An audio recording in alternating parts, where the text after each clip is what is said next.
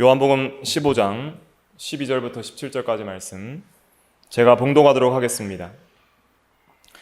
내 계명은 곧 내가 너희를 사랑한 것 같이 너희도 서로 사랑하라 하는 이것이니라. 사람이 친구를 위하여 자기 목숨을 버리면 이보다 더 큰 사랑이 없나니 너희는 내가 명하는 대로 행하면 곧 나의 친구라. 이제부터는 너희를 종이라 하지 아니하리니 종은 주인이 하는 것을 알지 못함이라. 너희를 친구라 하였노니 내가 내 아버지께 들은 것을 다 너희에게 알게 하였음이라.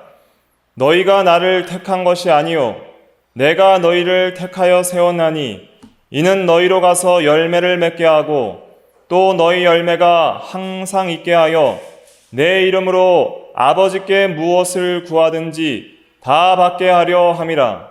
내가 이것을 너희에게 명함은 너희로 서로 사랑하게 하려 함이라. 아멘. 이 시간 12절 말씀에 보면 서로 사랑하라 그랬습니다. 내가 너희를 사랑한 것 같이 너희도 서로 사랑하라 그랬습니다. 그래서 이 말씀을 근거로 해서 이 시간 말씀의 제목은 서로 사랑하라입니다. 15장 1절부터 11절까지 말씀은 특별히 주님과 성도 간의 연합, 주님과 성도 간의 사랑에 대해서 증거해 주셨습니다. 그리고 이어서 12절부터 17절은 성도 간의 사랑에 대해서 명령하고 계십니다. 가지들 간의 연합, 가지들 간의 사랑에 대해서 말씀을 해주고 계십니다. 참으로 한 포도나무에 붙은 가지들이라면 그 가지들은 한 나무에 붙어 있기 때문에 주님 안에서 연합되어 있고 그리고 주님 안에서 서로 사랑해야 함을 주님께서 명령하시는 것입니다. 서로 사랑하라 그랬습니다. 그러나 우리는 서로 사랑하지를 못합니다. 왜 못하는가? 그것은 죄의 결과 때문입니다. 아담과 하와가 처음 창조되었을 때에는 아담이 하와에게 이는 내 뼈 중에 뼈요 살 중에 살이라 하면서 하와를 자기 몸처럼 사랑했습니다. 그러나 아담이 선악과를 따먹은 이후에 범죄한 이후에는 인간은 하나님을 대적하고 사람을 대적하고 또 피조물 간에도 서로 대적하는 관계가 되었습니다. 그래서 참된 사랑의 세계를 잊어버리고 자기만을 사랑하는 이기적인 존재가 되었습니다. 그래서 사랑이라는 것은 무엇이냐면 사랑이라는 것은 무엇이죠? 사랑은 추상명사잖아요. 사랑이라는 것은 자기를 주는 것입니다. 자기 줌이 사랑이에요. 자기의 어떤 걸 주는 게 사랑입니다. 자기의 마음을 줄 수도 있고 자기의 말을 줄 수도 있습니다. 사랑한다는 말을 줄 수도 있고 또 어떤 선물을 줄 수도 있습니다. 시간을 줄 수도 있고 그 사람을 위해서 어떤 일을 해줄 수도 있습니다. 그 사람과 함께 있어 줄 수도 있습니다. 그럼 모든 사랑의 표현 방식들이 곧 자기 줌이에요. 그런데 자기를 주는 것 중에 가장 큰 걸 주는 것은 뭘 주는 거예요? 목숨을 주는 것입니다. 생명을 주는 것이 가장 큰 사랑이라고 13절에 증거하고 있습니다. 13절에 보면 사람이 친구를 위하여 자기 목숨을 버리면 이보다 더 큰 사랑이 없나니. 가장 소중한 것을 주는 것이 가장 큰 사랑인데 사람에게 있어서 한 생명에게 있어서 가장 소중한 것은 생명이기에 생명을 남을 위해 주는 것은 가장 큰 사랑을 주는 것이라 할 수 있겠습니다. 그런데 타락 이후에 죄인된 인간은 이기적이 되었습니다. 그래서 디모데후서 3장에 보면 사람은 이제는 돈을 사랑하며 자기를 사랑하며 쾌락 사랑하기를 하나님보다 더하며, 그러니까 원래 처음 창조된 인간은 하나님을 사랑하여 자기를 주고 이웃에게 자기를 줘야 되는데 타락 이후에는 전부 자기에게 자기를 주는 거예요. 자기에게 자기를 줘요. 그리고 자기를 위해서 자기 사랑으로 충만한 거예요. 그래서 돈을 사랑해서 자기가 취하려고 하고 또 쾌락을 사랑해서 쾌락을 얻으려고 하고 세상을 사랑해서 자기를 채우려고 하고 그래서 자기 중심이 되었습니다. 자기를 사랑하고 남에게 주기보다는 자기가 받기를 원하고 자기 스스로 자기에게 주기를 원하는 거예요. 물론 성경적으로 자기 사랑 자체가 잘못된 것은 아닙니다. 정말 자기를 아낄 줄 알아야지 다른 사람도 아낄 줄 아는 거예요. 하나님의 사랑 안에서 정말 자기를 아낄 줄 알아야지 다른 사람도 아낄 수 있습니다. 자기를 사랑하지 못하는 사람이 올바로 다른 사람을 사랑할 수도 없는 것이죠. 그런데 문제는 뭐냐면 타락한 죄인들의 자기 사랑은 실제로 자기를 아끼는 거예요? 해야 하는 거예요? 해야 하는 것입니다. 돈을 사랑해 보세요. 자기를 완전히 돈의 종노릇하게 만들고 여러 가지 해로운 욕심에 이끌려 돈을 사랑함이 일만 악의 뿌리가 되나니 여러 가지 근심으로 자기를 찌른다 그랬습니다. 또 자기를 사랑하기 위해서 게으르게 삽니다. 그러면 그 게으름 자체가 자기를 사랑하는 하나의 방식인데 그것이 자기를 파괴하는 것이죠. 자기를 사랑하기 위해서 남을 미워하기도 하고 자기를 사랑하기 위해서 세상을 사랑하기도 하지만 그러나 그러한 자기 사랑이 결국은 자기의 영혼과 육체를 파괴하는 것이죠. 자기를 사랑하기 위해서 죄를 사랑합니다. 죄를 사랑하는 이유가 무엇입니까? 자기를 사랑하는 하나의 방편이에요. 그런데 그 죄를 사랑함이 곧 자기를 파괴하는 것이죠. 그러니까 결국 이 세상에서 죄인들이 자기를 사랑한다고 하는 모든 방식들이 자기를 파괴하고 있는 거예요. 실제적으로 본질적인 의미에서 자기를 사랑하지 못하고 있는 것입니다. 그것은 착각이고 속은 것이죠. 그러므로 하나님께서 먼저는 진짜 사랑이 무엇인지를 우리에게 보여주시는 거예요. 그러니까 사랑은 너희들이 생각하는 사랑은 이런 것이 아니다. 오늘날은 동성애나 또 자기만을 위하는 그런 것이나 또 서로 남보다는 자기를 더 생각하고 위하라는 그런 사상들이 팽배하잖아요. 세상 문화에. 그런데 그것이 사랑인 줄 아는 거예요. 세상 사람들은. 그것이 진짜 사랑의 본질인 줄 아는 거예요. 그러나 하나님께서는 진짜 사랑이 무엇인지를 우리에게 보여주셨습니다. 진짜 사랑이라는 것은 남을 위해 자기를 온전히 주는 것이다. 자기의 유익을 구하는 것이 아니라 자기를 희생하는 것이 사랑이고 남을 위해 주는 것이 사랑이다. 그것이 진짜 사랑이다. 그것이 하나님의 사랑 안에 있던 것인데 그 완전한 사랑이 우리에게 예수 그리스도를 통해서 나타났습니다. 그것이 십자가의 죽음이에요. 예수님이 십자가에서 죽으심으로 죄인 되어서 하나님과 원수되었던 우리를 화목시키시고 사랑의 관계에 들어오게 하시고 우리를 친구로 삼아주셨습니다. 내가 너희를 친구로 하노니 라는 것은 우리가 주님을 친구라고 부를 수 있는 게 아니에요. 우리는 예수님을 주와 왕으로서 주여 하고 무릎 꿇고 경외해야 하는 대상입니다. 근데 주님은 우리 보고 친구라는 거예요. 내가 너희를 친구로 하였사오니 더 이상 너희는 나의 종이 아니다.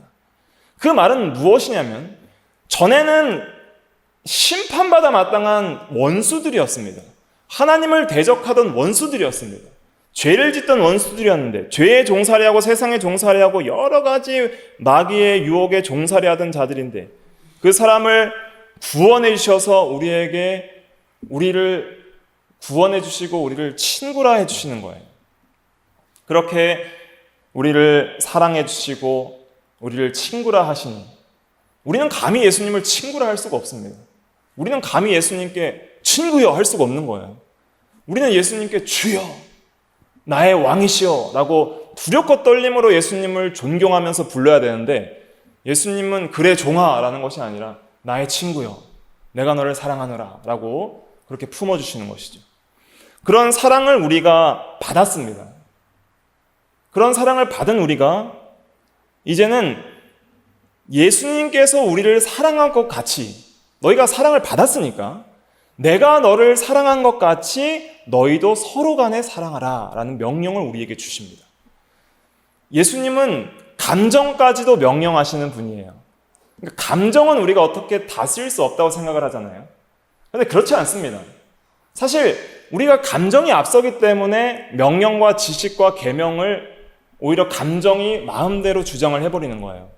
그런데 예수님은 우리의 감정까지 통치하시는 왕이십니다. 너희의 감정을 다스려라. 나의 말씀에 복종시켜라. 그리고 이 계명이 너의 감정을 통치하게 하라. 너희들은 서로 사랑하라. 그럼 미움이 생길 때, 이웃에 대한 미움이 생길 때, 서로 사랑하라 하셨지. 회개하고 사랑하고, 또 사랑하지 못할 때에 적극적으로 사랑하라 하셨지 라는 말씀을 통해서 사랑하고, 그렇게 해나가서 우리의 감정을 우리가 다스려야 됩니다.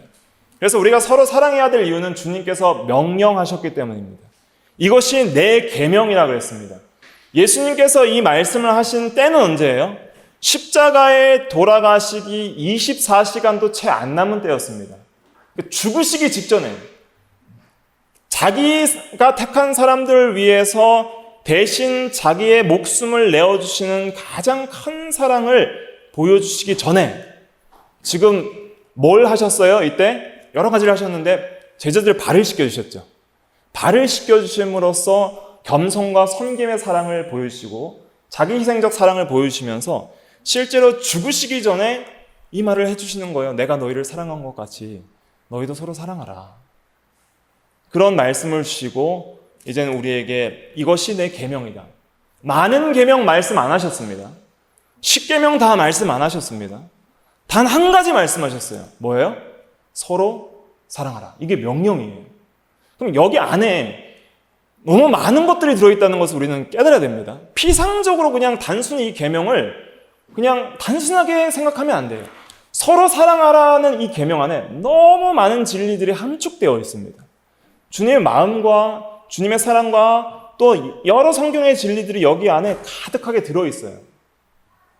여기서 요한복음 15장 12절은 그냥 내 계명이라 그랬는데 이것을 요한복음 13장에 가시면 새 계명이라 하셨습니다. 원래 먼저 새 계명이라고 주신 계명이에요. 13장 한번 찾아볼까요? 요한복음 13장 34절부터 35절까지 말씀 같이 한번 찾아서 읽어보겠습니다. 요한복음 13장 34절부터 35절까지 같이 읽어볼게요. 시작. 새 계명을 너희에게 주노니 서로 사랑하라. 내가 너희를 사랑한 것 같이 너희도 서로 사랑하라. 너희가 서로 사랑하면 이로써 모든 사람이 너희가 내 제자인 줄 알리라. 아멘. 여기서 새 계명을 너희에게 주노니 그랬습니다. 그것이 서로 사랑하라는 계명이에요. 그럼 이 새 계명은 처음 나온 계명일까요? 옛날부터 있던 계명일까요? 옛날부터 있던 계명입니다. 이웃 사랑하기를 내 자신과 같이 하라라는 말씀이 레위기 19장에 있습니다. 그래서 요한일서 2장 한번 찾아볼까요? 요한일서 2장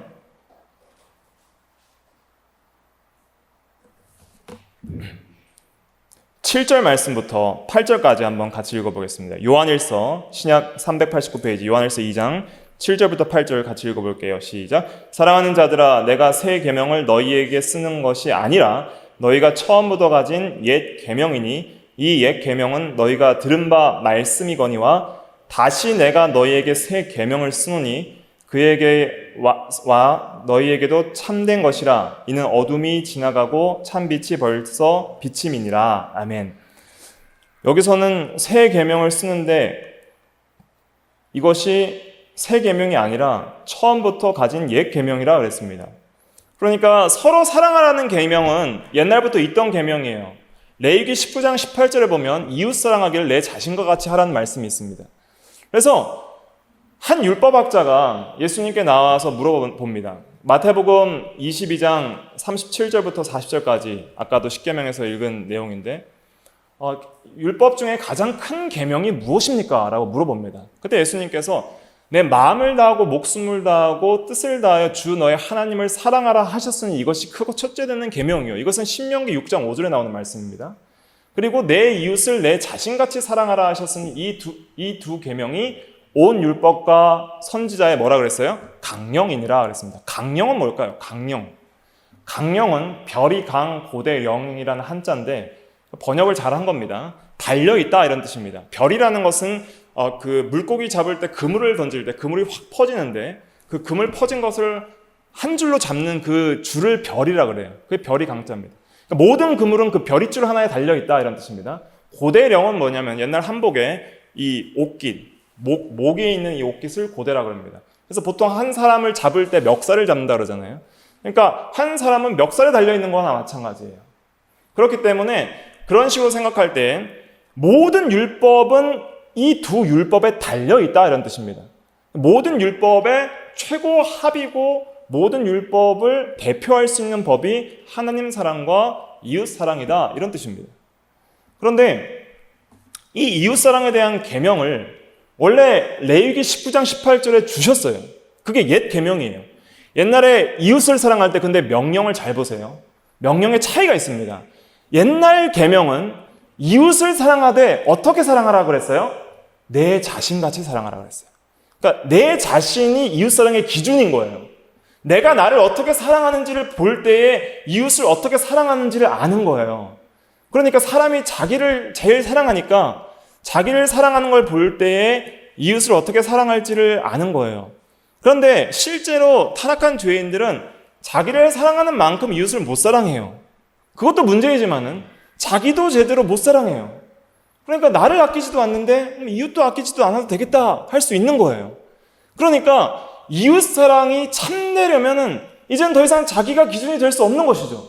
자기 기준으로 이웃을 사랑할 수 없는 상태가 된 것이 타락한 죄인의 상태입니다. 그래서 어느 누구도 이 세상에 어떤 인간도 제대로 된 이웃 사랑을 한 사람이 없어요. 아무도 못했습니다. 근데 오직 한 사람이 하셨으니 그분 누구예요? 예수 그리스도십니다.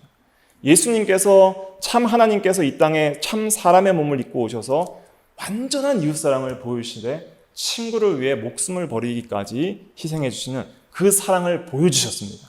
그 사랑을 보여주시고 이제는 이웃사랑의 기준이 네가 아니라 누가 되라는 거예요? 예수님 자신, 내가 되라. 내가 너희를 사랑한 것 같이 너희도 서로 사랑하라. 이렇게 명령하신 것이 새 계명입니다. 그러니까 옛 계명과 새 계명의 차이점이 분명하죠. 옛 계명의 기준은 뭐예요? 자기예요. 자기를 어떻게 사랑하느냐에 따라서 이웃을 사랑하는 게 옛 계명입니다. 근데 새 계명은 주님이 나를 어떻게 사랑했느냐에 따라서 내가 이웃을 사랑하는 것이 새 계명입니다. 완전히 다른 계명입니다. 그래서 주님께서 이 옛 계명을 완전히 새롭게 해주셨어요.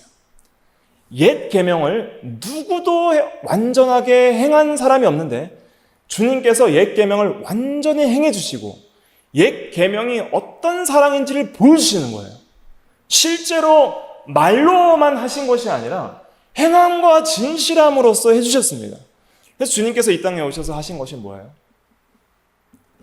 지극히 높은 하나님의 영광의 보좌에서 내려오셔서 이 땅에 낮은 인간의 몸으로서 태어나시는데 주무실 데가 없어서 여관도 없어서 구유에 나셔서 어릴 때부터 천한 목수의 아들로서 그렇게 자라나시고 그리고 이제 30세쯤 돼서 공생의 사역을 시작하시는데 복음을 전하시고 병자를 고치시고 쉴 틈도 없이 밤새 또 기도하러 가시고 그리고 그렇게 많은 사람들을 사랑하시고 품어주시고 용서하시고 귀신도 쫓아주시고 그렇게 하시면서 우리 대신에 마귀에게 시험도 당해주시고 결국에는 사람들에게 욕과 멸시와 천대와 누명을 쓰셔가지고 결국 잡혀가시는 거예요.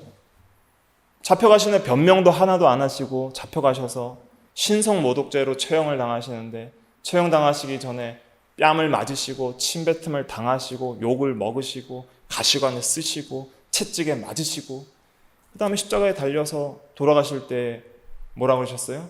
저들을 사하여 주옵소서 저들은 저들이 하는 것을 알지 못하나이다. 사랑의 말씀을 해주시고 원수까지 사랑하는 그 사랑의 본을 몸소 보여주시고 그렇게 우리의 죄를 대신하여서 죽어주신 거예요. 그러니까 옛 계명은 하라라는 명령은 있는데 할 수가 없는 계명이에요. 그리고 한 사람도 아무도 없어요.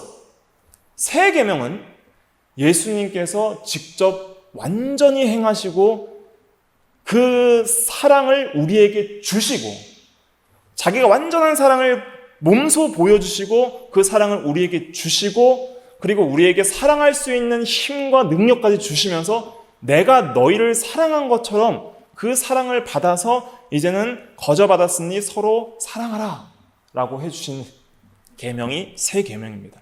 그러니까 마치 이런 거와 같아요. 우리가 옛날에 좋은 책이 있었는데 사람들에게 잊혀지고 이제는 더 이상 그 책을 기억하는 사람들이 없었는데 그 책이 너무 귀해서 새롭게 개정 중보하는 것들이 있잖아요. 근데 이 새 계명이라는 것은 옛 계명의 개정 중보 최종판입니다.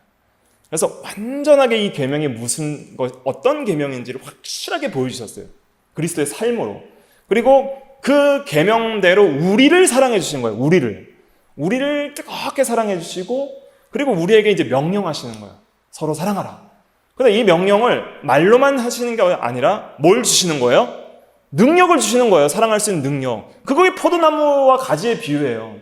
포도나무로부터 너희들이 생명의 능력을 받지 않으면 가지가 사랑의 열매를 맺을 수 없다. 그러니까 나의 안에 거하라. 나의 사랑 안에 거하라. 나의 사랑을 먼저 받으라. 내가 너희를 사랑한 것 같이 라는 것은 내가 어떤 사랑을 너희에게 했는지 그 사랑을 받고 그 사랑을 깨닫고 그 사랑 안에 거하라. 그 사랑으로 충만하게 너희의 마음을 적셔라. 사랑을 받은 사람이 사랑을 할 수 있습니다. 사랑이 뭔지를 모르는 사람은 사랑을 못해요. 예수님께 이 사랑을 충만히 받은 그 사람이 예수님이 나를 이렇게 사랑하셨구나. 그러니까 사랑은 이런 거구나. 그래서 이제는 우리는 사랑하는 것입니다. 우리가 먼저 사랑한 것이 아니라 예수님이 먼저 우리를 사랑해 주셨습니다. 그래서 비로소 사랑을 알게 되었어요. 그래서 우리가 형제를 사랑하는 것이 마땅하다 그랬습니다.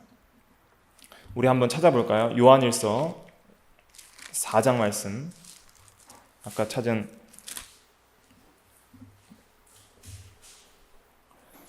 요한일서 4장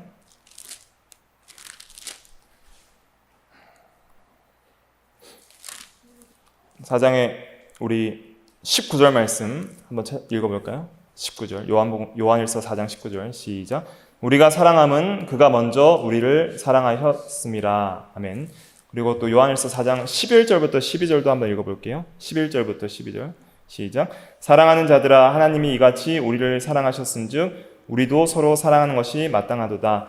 어느 때나 하나님을 본 사람이 없을 때 만일 우리가 서로 사랑하면 하나님이 우리 안에 거하시고 그의 사랑이 우리 안에 온전히 이루어지느니라. 아멘. 그래서 우리가 사랑함은 그랬잖아요. 19절에 그가 먼저 우리를 사랑하셨음이라 그랬습니다. 그래서 우리가 어떻게 사랑할 수 있는가? 먼저 사랑을 받았기 때문에 사랑이 가능한 것입니다. 우리는 주님의 완전한 사랑을 주님의 삶을 통해서 받았습니다. 그래서 우리가 아직 죄인 되었을 때 주님께서 우리를 위하여 죽으심으로 주님의 사랑을 우리에게 보여주셨습니다. 그래서 이 새 계명은 얼마나 새로운 계명입니까? 얼마나 은혜로운 계명입니까? 얼마나 사랑의 계명입니까? 얼마나 능력 있는 계명입니까? 단순히 명령만 하시는 것이 아니라 그 사랑을 직접 우리에게 주시고 알게 하시고 사랑할 수 있는 힘도 주시고 나의 사랑 안에 거하라 하시면서 이제는 서로 사랑하라 하는 그런 명령을 우리에게 주시는 것입니다. 그런데 우리가 왜 사랑하지 못할까요? 왜 서로 사랑하지 못할까요? 그 이유는 주님의 사랑을 아직 잘 모르기 때문입니다. 주님은 모든 사람들에게 온전한 사랑을 주셨습니다. 근데 깨닫는 것은 다 달라요. 주님께서 내가 너희를 사랑한 것 같이 그랬잖아요. 그러니까 주님이 나를 어떻게 사랑했는지를 알아야 다른 사람을 사랑하는 거예요. 근데 내가 너희를 사랑한 것 같이를 모르니까 어떻게 사랑했느냐? 오히려 주님이 나를 사랑하지 않습니다.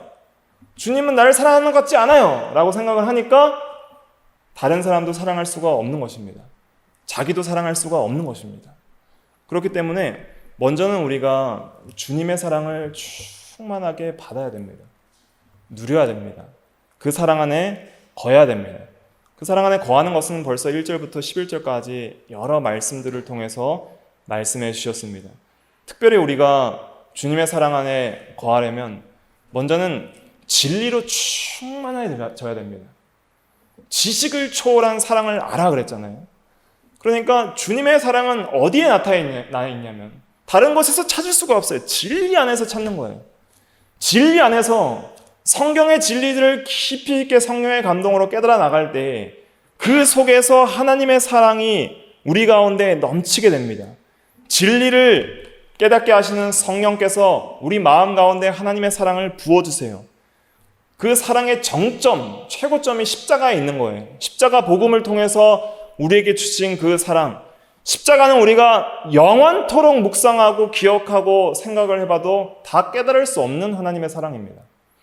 그래서 그 사랑을 우리가 깊이 있게 진리 안에서 깨닫고 또 기도할 때에 사랑을 깨달을 수 있습니다.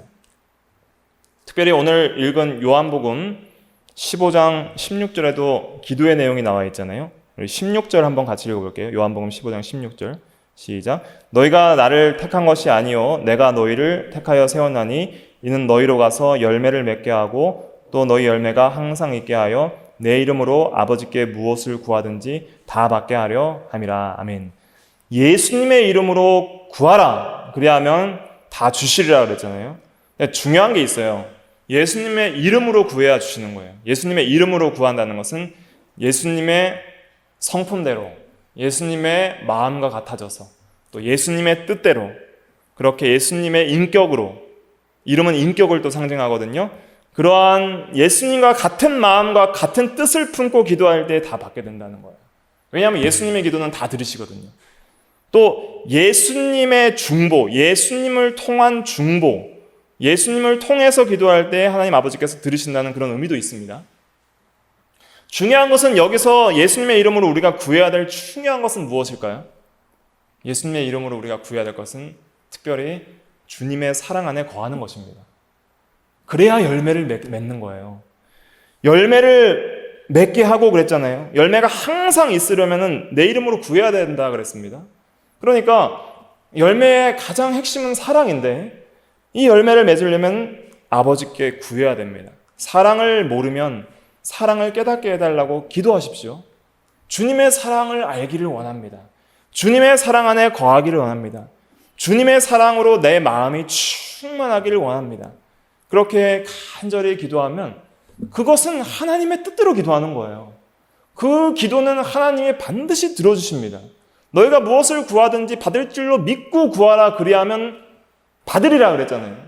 그러니까 하나님의 뜻대로 구하는 것은 반드시 주신다는 믿음을 가지고 주실까 안 주실까라는 것이 아니라 반드시 이것은 하나님의 말씀에 기록된 하나님의 뜻이기 때문에 이 뜻대로 기도하면 반드시 주시리라는 믿음을 가지고 기도할 때 하나님께서 주시는 거예요.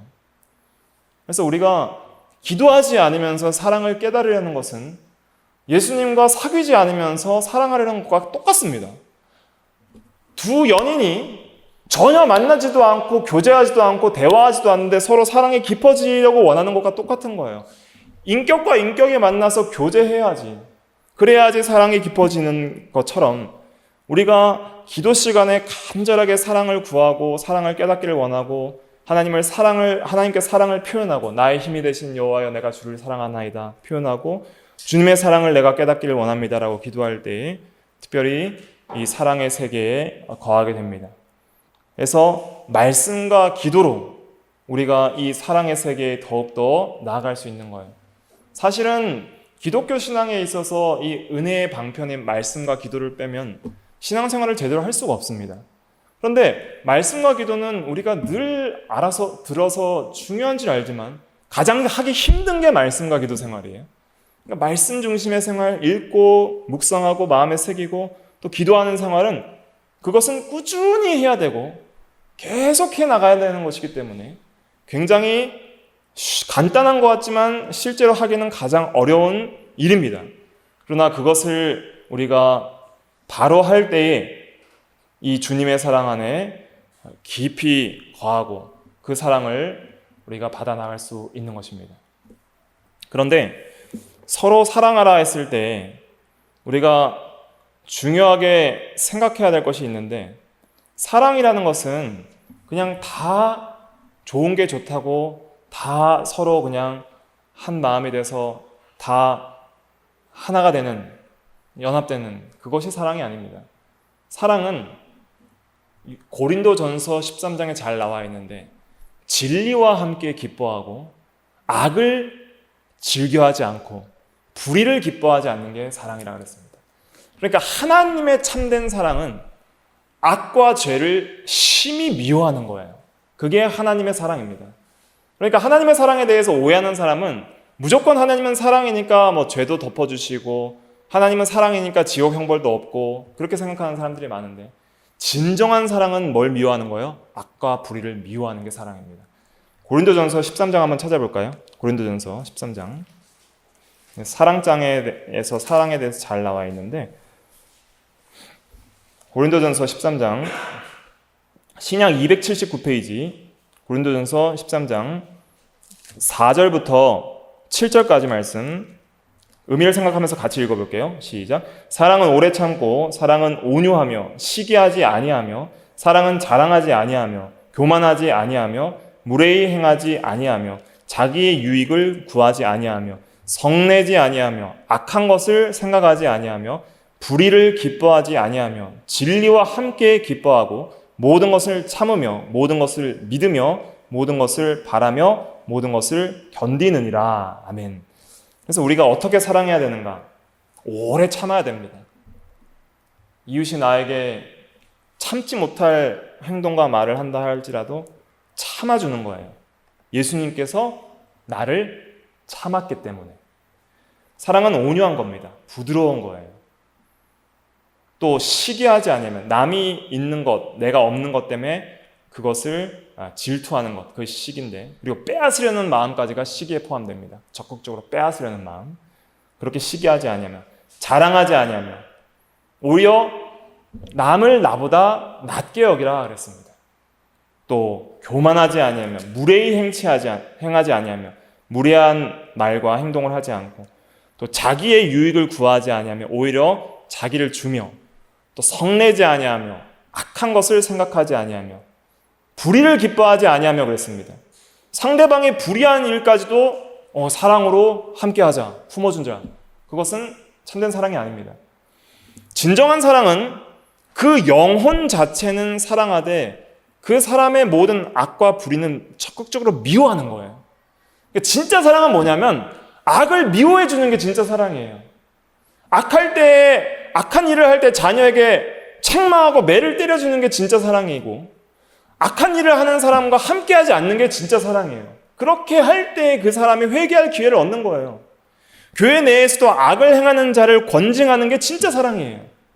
요즘 사랑하니까 교회에 권징도 없어졌잖아요. 근데 그거는 사람을 죽이는 겁니다. 죄악에 종살이하게 방치하는 거예요. 죄를 죄라 하지 않고 의를 의라 하지 않는 것은 사랑이 아닙니다. 그러니까 불의를 기뻐하지 않고 진리와 함께 기뻐하는 거예요. 진리 안에서 사랑하는 거예요. 진리 안에서 기뻐하고. 그래서 우리가 교파마다 다 예수를 믿지만은 그 신앙 고백이 좀 다르고 우리 칼빈주의는 또 알미니안주의와 다르잖아요. 또 여러 가지 교파마다 교리가 달라요. 근데 교리가 다르지만은 우리가 예수 그리스도를 믿는 성도라면은 그 안에서는 그 한 영혼을 사랑해야 됩니다. 사랑할 수 있어야 돼요.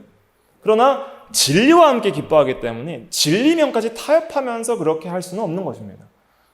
내가 바로 깨달은 진리는 세워나가면서 그렇게 이것이 더 옳다고 주장하면서 그렇게 또 선포하면서 그러나 진리를 타협하고 불의와 함께 하지는 않지만 그러나 모든 영혼들을 사랑해야 되는 것이죠.